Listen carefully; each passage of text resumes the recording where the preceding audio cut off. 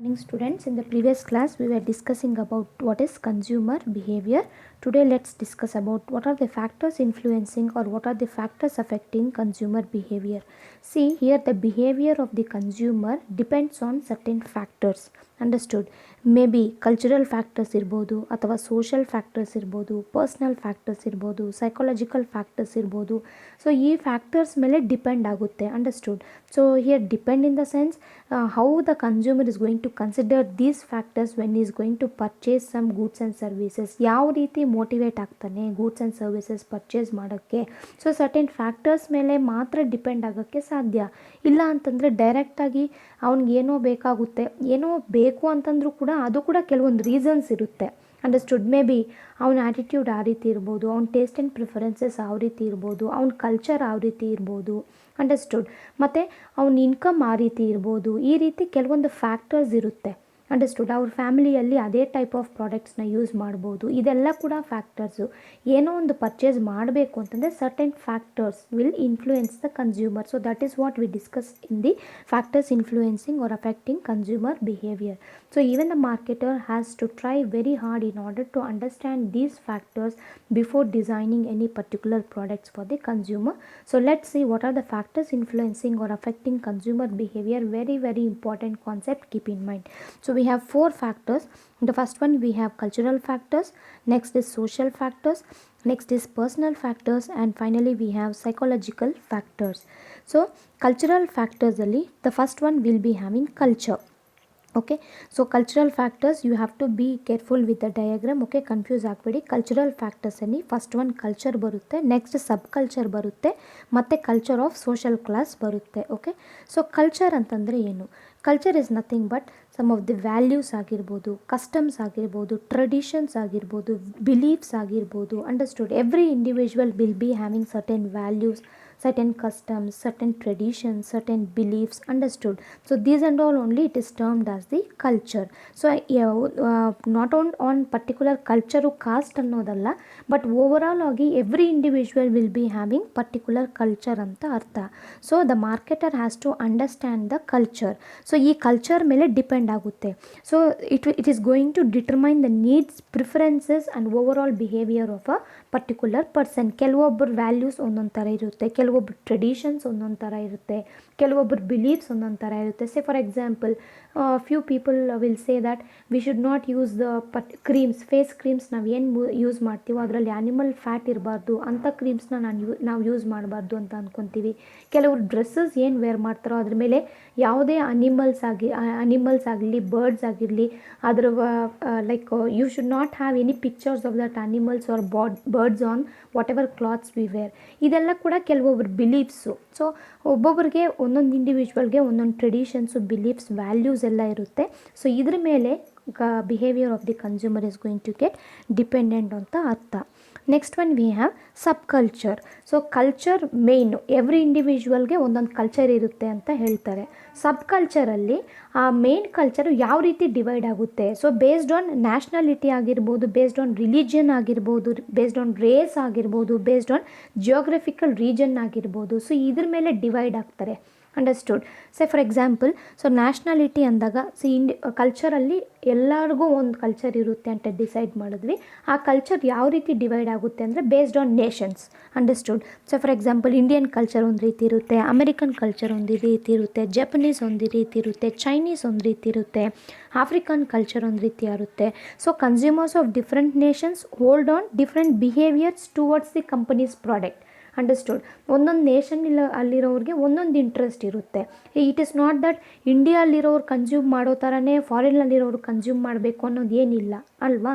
ಹಾಗಾಗಿ this nationality ಮೇಲೆ ಕೂಡ ಕನ್ಸ್ಯೂಮರ್ ಬಿಹೇವಿಯರು ಡಿಪೆಂಡ್ ಆಗುತ್ತೆ. ಸೊ ಬೇಕಂದರೆ ನಾವು ಗಮನಿಸಿ, ಬ್ಯಾಂಗ್ಳೂರು ಅಂದಿದ ತಕ್ಷಣ this is the place where multiple people live, multiple cultural people live, different culturals ಅವರು ಬ್ಯಾಂಗ್ಳೂರಲ್ಲಿರ್ತಾರೆ. ಸೊ ಎಲ್ಲಾದರೂ ನಾವು ಈಚೆ ಕಡೆ ಮಾಲ್ಸ್ಗೆಲ್ಲ ಹೋದಾಗ ಬೇಕಂದರೆ ನೀವು ಗಮನಿಸಿ, ಅವ್ರ ಪರ್ಚೇಸಿಂಗ್, ಅವ್ರ ಟೇಸ್ಟ್ ಆ್ಯಂಡ್ ಪ್ರಿಫರೆನ್ಸಸ್ ಡಿಫ್ರೆಂಟ್ ಇರುತ್ತೆ, ನಮ್ಮದೇ ಬೇರೆ ಇರುತ್ತೆ. Understood? So they have adapted their mentality to their culture. So this is what sub culture. So nationality ಮೇಲೆ ಕಲ್ಚರ್ನ ನಾವು ಡಿವೈಡ್ ಮಾಡ್ಬೋದು. Next religion. So we know that in India ಅಂದಾಗ we have different religions like ಕ್ರಿಸ್ಟಿಯಾನಿಟೀಸ್ ಇರ್ಬೋದು, Hindus, Muslims ಆಗಿರ್ಬೋದು, Buddhist ಆಗಿರ್ಬೋದು, ಜೈನ್ಸ್ ಆಗಿರ್ಬೋದು, ಸಿಖ್ಸ್ ಆಗಿರ್ಬೋದು.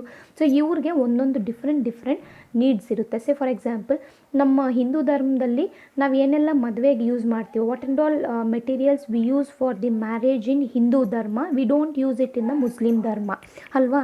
ಸಿಮಿಲರ್ಲಿ ಕ್ರಿಸ್ಟಿಯಾನಿಟೀಸಲ್ಲಿ ಡಿಫ್ರೆಂಟ್ ಇರುತ್ತೆ. ಬೇಕಂದರೆ ಗಮನಿಸಿ, different marriages will be having different needs. Understood. Marriages ಎಲ್ಲ ಯಾವುದೇ ಒಕೇಶನ್ಸ್ ಆಗಿರ್ಬೋದು, ಅವ್ರ ತಿನ್ನೋ ರೀತಿ ಆಗಿರ್ಬೋದು, ಅವ್ರು ಏನೆಲ್ಲ ಲೈಫ್ ಸ್ಟೈಲ್ ಆಗಿರ್ಬೋದು, ಅದು ಕೂಡ ಡಿಫ್ರೆಂಟ್ ಆಗಿ ಇರುತ್ತೆ. Understood. So this is what the religion will say you. So every religion has its culture in terms of rules. ಅವ್ರದ್ದೇ ಆದಂಥ ರೂಲ್ಸ್ ಇರುತ್ತೆ, ಅವ್ರದ್ದೇ ಆದಂಥ ವ್ಯಾಲ್ಯೂಸ್ ಇರುತ್ತೆ, ಅವ್ರದ್ದೇ ಆದಂಥ ರಿಚುವಲ್ಸ್ ಇರುತ್ತೆ, ಪ್ರೊಸೀಜರ್ಸ್ ಇರುತ್ತೆ. ಅಂಡರ್ಸ್ಟುಡ್. ಇದ್ರ ಮೇಲೆ ಕೂಡ ಕನ್ಸ್ಯೂಮರು ಪರ್ಚೇಸ್ ಮಾಡಬೇಕಾಗುತ್ತೆ. ಅಂಡರ್ಸ್ಟುಡ್. ಸೊ ಈ ರೀತಿ ಸೇ ಫಾರ್ ಎಕ್ಸಾಂಪಲ್ ನಾವೇನಾದರೂ ಹಬ್ಬ ಮಾಡಿದಾಗ, ಹಿಂದೂಸ್ ಏನಾದರೂ ಹಬ್ಬ ಮಾಡಿದಾಗ we generally prefer sweet items. But comparatively when we just compare Christians ಅಂತ ಎಲ್ಲ ಕಂಪೇರ್ ಮಾಡಿದಾಗ ಅವರು ನಾನ್ ವೆಜ್ನ ಪ್ರಿಪೇರ್ ಮಾಡ್ತಾರೆ. Because their religion says that, our religion says this ಅಲ್ವಾ. ನಾವು ಪೂಜೆ ಮಾಡಬೇಕಾದ್ರೆ ನಾನ್ ವೆಜ್ ಯೂಸ್ ಮಾಡಲ್ಲ, ನೆಕ್ಸ್ಟ್ ಡೇಸ್ ನಾವು ನಾನ್ ವೆಜ್ ಕುಕ್ ಮಾಡ್ತೀವಿ ಅಲ್ವಾ. ಸೊ ವೀಕ್ಲಿ ಒನ್ಸ್ ಒಬ್ಬೊಬ್ಬರಿಗೆ ಒಂದೊಂದು ದಿನ ಒಬ್ಬೊಬ್ರು ತಿನ್ನಲ್ಲ ನಾನ್ ವೆಜ್ಜು. ಅಂಡರ್ಸ್ಟುಡ್. ಅದು ಕೂಡ ನಮಗೆ ಡಿಫ್ರೆಂಟ್ ರಿಲಿಜಿಯನ್ ಮೇಲೆ ಡಿಪೆಂಡ್ ಆಗುತ್ತೆ. So this is what the religion factor says you. Next we have racial groups. So racial groups means a group of people which are identified different from one another. So racial groups ಅಂದಾಗ skin colour ಮೇಲೆ ನಾವು differentiate ಮಾಡ್ಬೋದು. ಒಂದೊಂದು country, ಒಂದೊಂದು state ಅವರು ಒಂದೊಂದು skin ಕಲರ್ಸಲ್ಲಿ ಇರ್ತಾರೆ. Understood. North ಈಸೇ ಬೇರೆ ಥರ ಇರ್ತಾರೆ, ಸೌತಲ್ಲಿರೋರೇ ನಾವು ಬೇರೆ ಥರ ಇರ್ತೀವಿ.